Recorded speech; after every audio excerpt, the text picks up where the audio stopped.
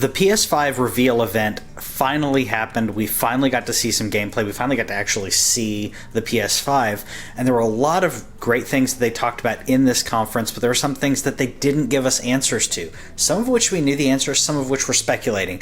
Let's go over that real quick to kind of give you a summary of what they didn't tell us, what we already know that they didn't tell us during the conference, and what we're speculating of the questions that we have during that conference. If you follow that, stick around.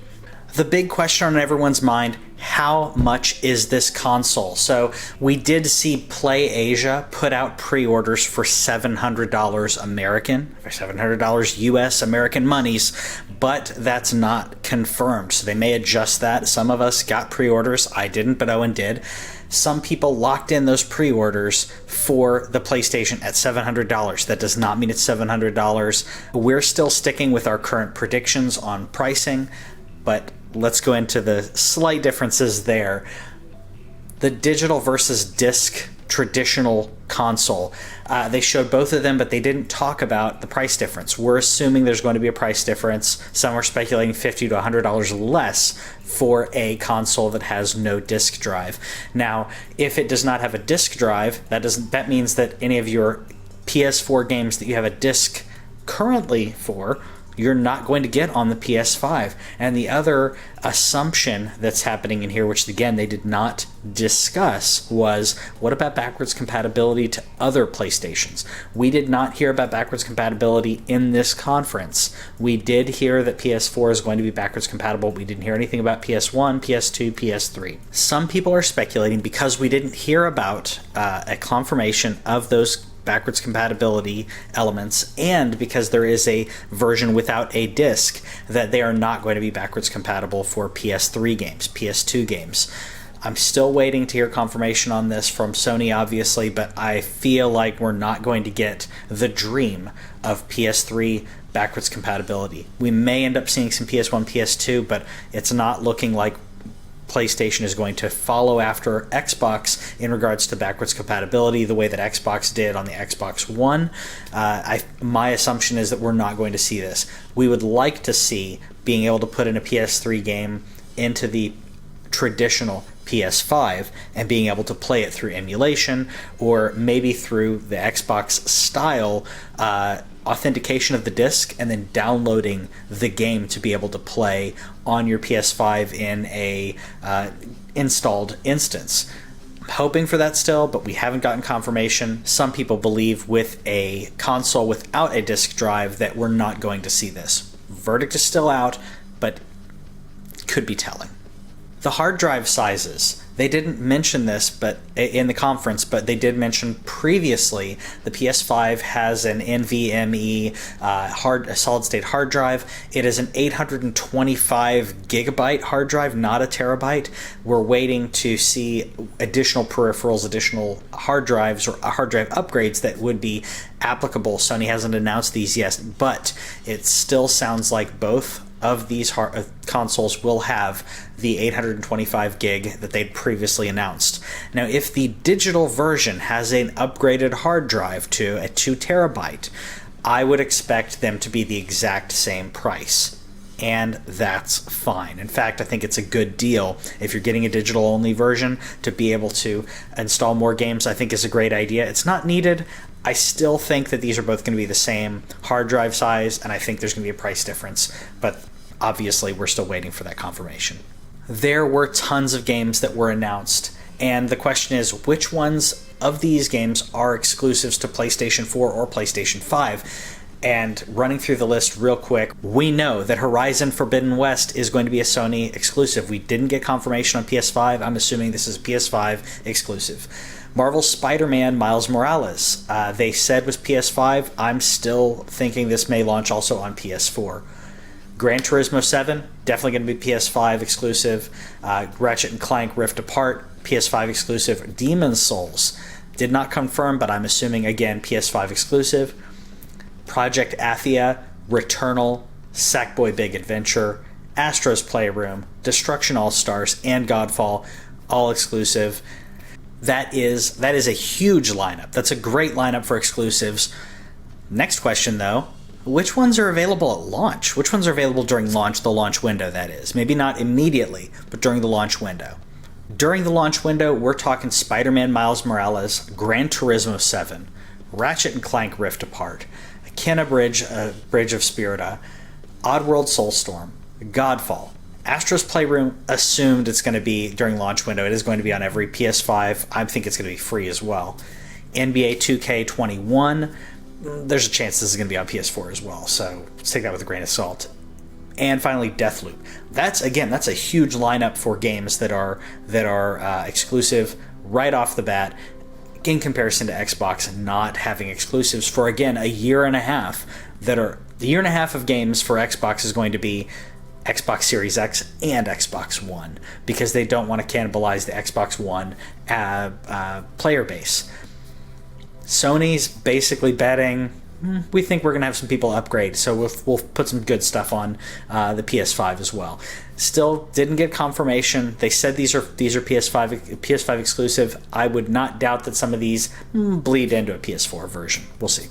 Let's talk about later in 2021, or 2021 in general.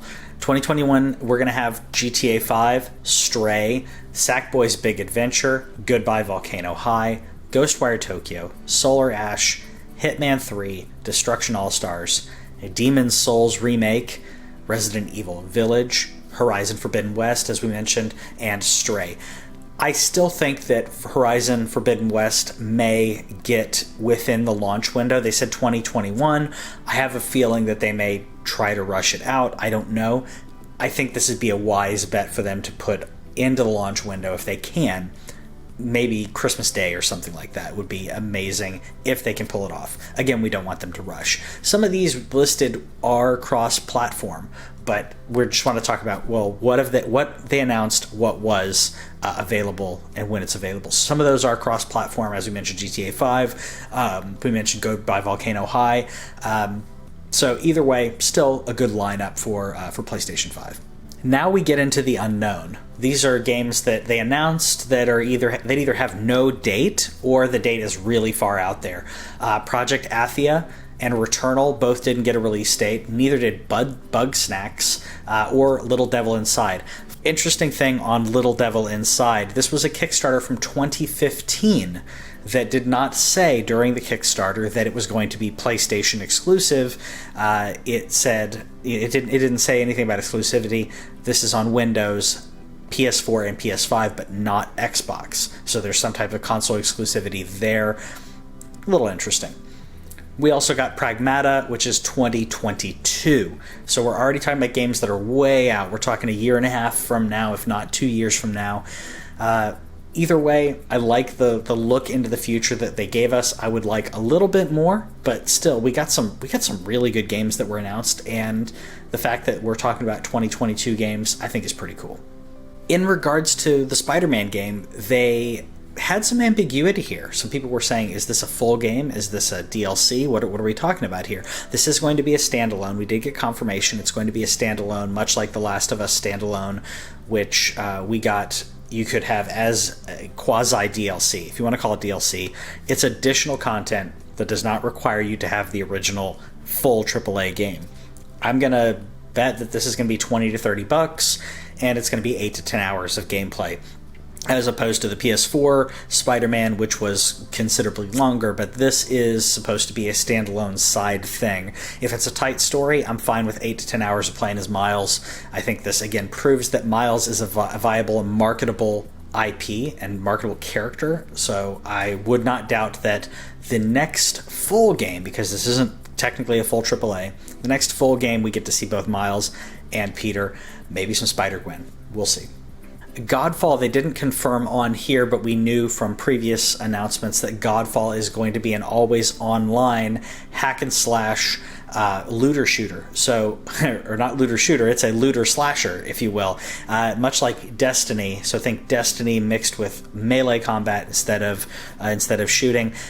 I still feel like there's going to be some type of ranged combat here. It did show pretty much all melee, all hack and slash, but I wouldn't doubt if there's some type of ranged combat, which is maybe more strategic. We're not going to have actual sniping, but maybe some type of strategic stuff, grenades or some type of magic that hits some ranged, but it does not full on take out an enemy. Maybe support wise or strategic wise, I could see that being implemented. But this is always online. It is not a Souls game, as some people were thinking. It is not that. It is a looter slasher. Something. Again, on backwards compatibility, they didn't talk about what games are going to be backwards compatible. They didn't talk about what systems will be backwards compatible. We've heard 100. We've heard 4,000. I think 100 was meaning this is what we have already ready and we're bringing up more, similar to what Xbox did. And we didn't hear PS3 versus PS2 versus PS1 in regards to backwards compatibility. I still would like that to be confirmed, but we didn't hear confirmation of that. If we got PS4 and PS5, that's still great, but I would like everything that's available PS4 store to be playable on PS5 and then some. I would like anything that's available for the PS3 store, I think should be available as well. In that case, that covers you digitally for, I think, pretty much everything that's come out. Maybe not everything, but all the big stuff that you can get digitally PS3 but can't get PS4, if you can get it on the PS5. Essentially, if the store is marketable and available for you for PS3 or PS4, all to PS5, if that's available, that's going to cover this gap considerably. And I think that's the direction if I were them, that's the direction I would go. They still get the money from people from the store. You're going to see people buy games that don't have a PS3, but they'll buy it if they can play the game on PS5. They'll buy PS3 games, and they'll buy games that were available on PS1, PS2, but were not available for digital on PS4. I think that's a smart move for them. If they haven't done it, I think that's the move that they need to make. Again, their push for digital, I think this covers that, where they would still have people buying things on their store and not have to worry about the physical media. So I don't think that we'll see people having to rebuy the PS3 games digitally. I think that this will all carry over on your account. At least I hope. Another question was PS Plus and PS Now. What's the future of it? Are we going to get some type of combo?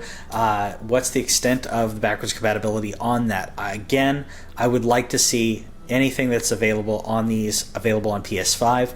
I would like to see a combo where you get PlayStation Plus and PlayStation Now. In fact, Owen and I both assumed that they were going to announce some type of package, PS Plus Plus or something, that was going to be announced. Maybe PS Plus going forward, because they're not giving out as many free games as they used to. Maybe PS Plus going forward will also cover PS Now, and if that's the case, that would be amazing. Again, haven't gotten confirmation, but we'll get it soon.